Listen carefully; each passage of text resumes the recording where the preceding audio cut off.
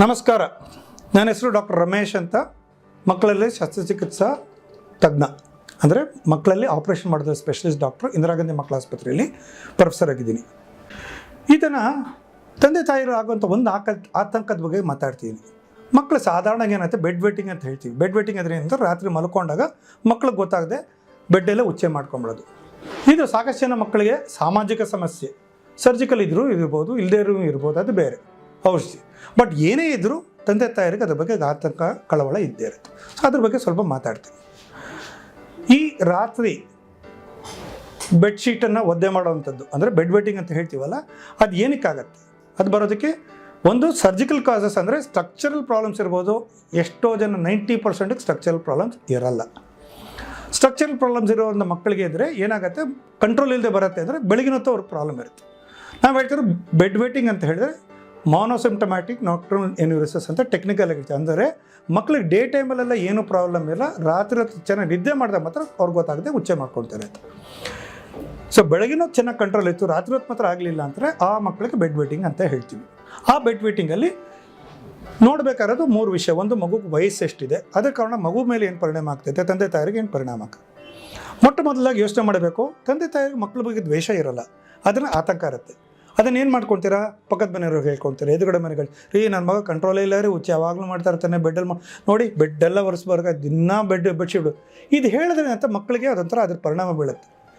ಅರ್ಥ ಮಾಡ್ಕೊಳ್ಳಿ, ನಿಮ್ಮ ಮಗುಗೆ ಯೂರಿನ್ ಕಂಟ್ರೋಲ್ ಬರಬೇಕು ಅಂತ ನೀವೆಷ್ಟು ಯೋಚನೆ ಮಾಡ್ತೀರೋ ಅಷ್ಟೇ ಯೋಚನೆ ಮಗುಗಿರುತ್ತೆ. ಮಗುನೂ ಅಷ್ಟೇ ಪ್ರಯತ್ನ ಮಾಡ್ತೀವಿ, ಅದನ್ನು ನೀರು ಆಗ್ತಾಯಿದೆ ಅಂಥ ಮಕ್ಕಳಿಗೆ ನೀವು ಅದ್ರ ಬಗ್ಗೆಗೆ ಬೇರೆ ಕಿವಿ ಕೇಳಿಸೋಂಗೆ ಹೇಳಿದ್ರೆ ಮಕ್ಕಳ ಮೇಲೆ ಇನ್ನೂ ಪರಿಣಾಮ ಆಗುತ್ತೆ, ಇನ್ನೂ ದಬಾವ್ ಬೀಳುತ್ತೆ, ಇನ್ನೂ ಮಕ್ಕಳಿಗೆ ಒತ್ತಡ ಬೀಳುತ್ತೆ. ಬೇಕಿಲ್ಲ. ಒಂದು. ಎರಡನೇದು, ಮಕ್ಕಳಿಗೆ ಬರೋದಕ್ಕೆ ಏನು ಕಾರಣ? ಇದಕ್ಕೆ 2 ಮುಖ್ಯವಾದ ಕಾರಣ. ಒಂದು, ಡಿಲೇಡ್ ಮೆಚ್ಯುರೇಷನ್ ನರ್ವ್ ರೂಟ್ಸ್, ಅಂದರೆ ನರಗಳಲ್ಲಿ ಬಲ ಬರೋದಕ್ಕೆ ಸ್ವಲ್ಪ ತಡ ಆಗ್ಬೋದು. ಒಂದು, ಫಾರ್ ಎಕ್ಸಾಂಪಲ್ ಸಿಂಪಲಾಗಿ ಹೇಳೋದಾದರೆ 5 ವರ್ಷದ ಮಕ್ಕಳಲ್ಲಿ ತೊಗೊಂಡ್ರೆ 10%, ಶೇಕಡ 10 ಮಕ್ಕಳಿಗೆ 10% ಮಕ್ಕಳಿಗೆ ಉಚ್ಚೆಯಲ್ಲಿ ಈ ಥರ ಬೆಡ್ ವೇಟಿಂಗ್ ಪ್ರಾಬ್ಲಮ್ ಇರುತ್ತೆ. 10 ವರ್ಷ ತೊಗೊಂಡ್ರೆ 5% ಇರ್ಬೋದು. ಇನ್ನು 15 ವರ್ಷಕ್ಕೆ ತೊಗೊಂಡ್ರೆ ಇನ್ನೊಂದು 2-3% ಇರ್ಬೋದು. ಅಂದರೆ ನಾರ್ಮಲ್ ಪಾಪ್ಯುಲೇಷನ್, ಏನೂ ಪ್ರಾಬ್ಲಮ್ ಇಲ್ಲ, ಚೆನ್ನಾಗಿರೋ ಪಾಪ್ಯುಲೇಷನ್ ತೊಗೊಂಡ್ರೆ ಅವರಲ್ಲೂ ಕೂಡ ಈ ಬೆಡ್ ವೇಟಿಂಗ್ ಸಮಸ್ಯೆ ಇರಬಹುದು. ಈ ಥರ ಇದ್ದರೆ ನಾವು ಏನೇನು ಮಾಡಬೇಕು? 2-3 ಸಿಂಪಲ್ ವಿಧಾನಗಳು ಹೇಳ್ಕೊಡ್ತೀನಿ, ಔಷಧಿಗಳೆಲ್ಲ ಆಮೇಲೆ ಬರೋಣ.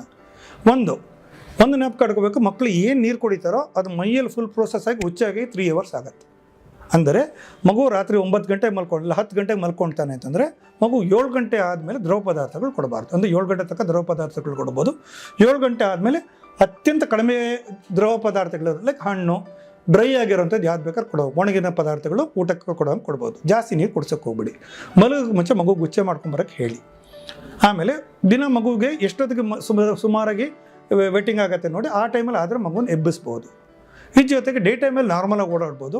ಹೇಳಿದೆ ಮಕ್ಕಳಿಗೆ ಅವಮಾನ ಬರೋಂಥದ್ದು ಬೇರೆಯವ್ರ ಮುಂದೆ ಹೇಳಿಬಿಡಿ, ಅದಕ್ಕೆ ಮಕ್ಕಳಿಗೆ ಒತ್ತಡ ಬೀಳುತ್ತೆ.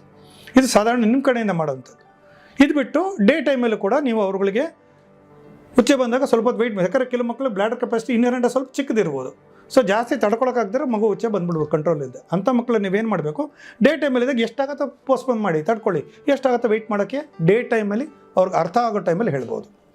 ಓಕೆ, ಇದು 2ನೇ ವಿಧಾನ.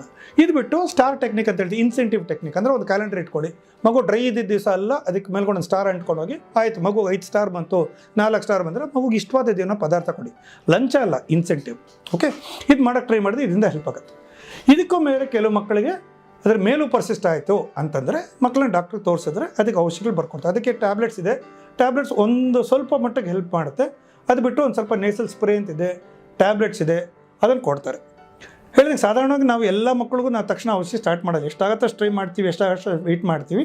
ಆದರೆ ಮುಖ್ಯವಾಗಿ ನಾವು ಯಾವಾಗ ಸ್ಪ್ರೇ ಬರ್ಕೊಡ್ತೀವಿ ಅಂದರೆ ದಿನನಿತ್ಯ ಯೂಸ್ ಮಾಡದೆ ಇದ್ರೂ ಪರವಾಗಿಲ್ಲ.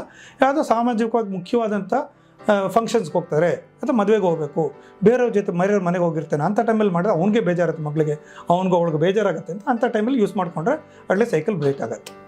ಸೊ ಬೆಡ್ ವೇಟಿಂಗ್ ಅನ್ನೋದು ಸಾಧಾರಣವಾಗಿ ಅಷ್ಟು ದೊಡ್ಡ ಸಮಸ್ಯೆ ಅಲ್ಲ, ಅದು ಸಾಮಾಜಿಕ ಸಮಸ್ಯೆ. ಬಟ್ ವೈದ್ಯಕೀಯ ಸಮಸ್ಯೆ ಸಾಧಾರಣವಾಗಿ ಇಲ್ಲ. ಇಂಥ ಮಕ್ಕಳಿಗೆ ಇತ್ತು ಅಂತಂದರೆ ನಾನು ಹೇಳೋಕ್ಕೆ ಸಿಂಪಲಾಗಿ ವಿಧಾನಗಳು ಒಂದಿಷ್ಟು ಮಾಡಿ ಅದ ಮೇಲೆ ಬೇಕಾದ್ರೆ ಡಾಕ್ಟ್ರ್ ಹತ್ರ ಹೋಗಿ. ಬಟ್ ಅತಿ ಮುಖ್ಯವಾದ ಸಂದೇಶ ತಾಳ್ಮೆ, ತಾಳ್ಮೆ, ತಾಳ್ಮೆ. ನಮಸ್ಕಾರ.